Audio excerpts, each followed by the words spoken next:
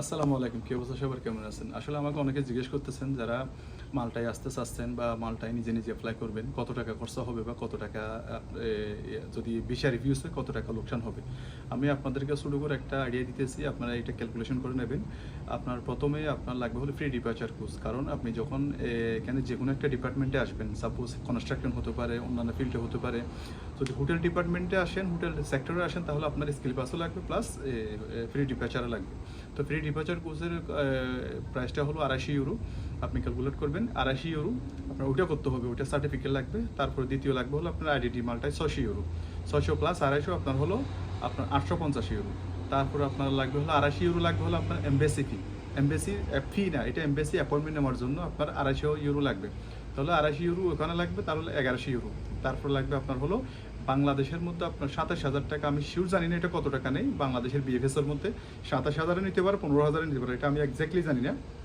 তাহলে এখানে হলো 1100 ইউরো, ওখানে হলো আপনার 27,000 বাংলাদেশি টাকা। তার মানে 27,000 টাকা যদি ইউরো কনভার্ট করেন, তাহলে 200 ইউরো ধরতে পারেন।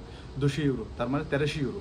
আবার আপনার ওখানে একটা আছে, সেটা হলো ট্রাভেল ইন্স্যুরেন্স। এটা আমি জানি না আসলে কত বাংলাদেশের মধ্যে, হয়তো 5,000 হতে পারে, 10,000 হতে পারে। ধরেন ওখানে 100 ইউরো, তাহলে 1400 ইউরো। আপনার অ্যাপ্রক্সিমেটলি আপনার হিসাব করতে হবে 1400 ইউরো আপনার লোকসান হবে যদি আপনাকে ভিসা রিফিউজ করে এমবেসি বা আইডেন্টি মাল্টা বা সেন্টার ভিসা ইউনিট যদি ভিসা রিফিউজ করে, আপনার এই টাকাটা আপনার লোকসান হবে।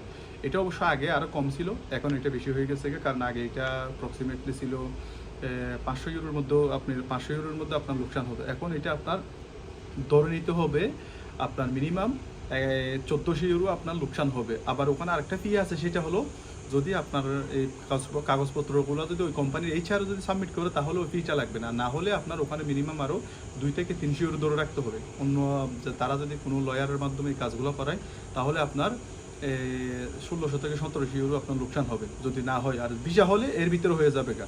তাহলে আপনি হিসাব করতে পারেন 2000-এর ভিতরে। আপনি যদি ভিসা হয় 2000-এর ভিতরে হয়ে যাবে গা। আর ভিসা না হয়, তাহলে আপনার খরচা হবে কত? 1400 থেকে 1600 ইউরো। আমি আশা করি বুঝতে পারছেন আমি যেভাবে বলছি এভাবে হয়। আপনি হয়তো বা ক্যালকুলেশন করে আবার দেখতে পারেন 1600 ইউরো মানে বাংলাদেশে কত টাকা হয়।